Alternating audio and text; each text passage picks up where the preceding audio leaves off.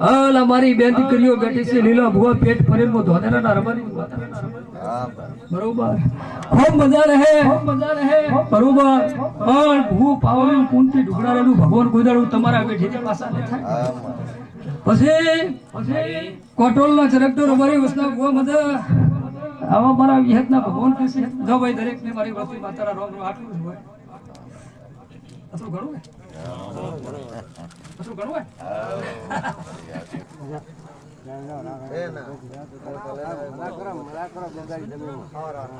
આવરા કાવ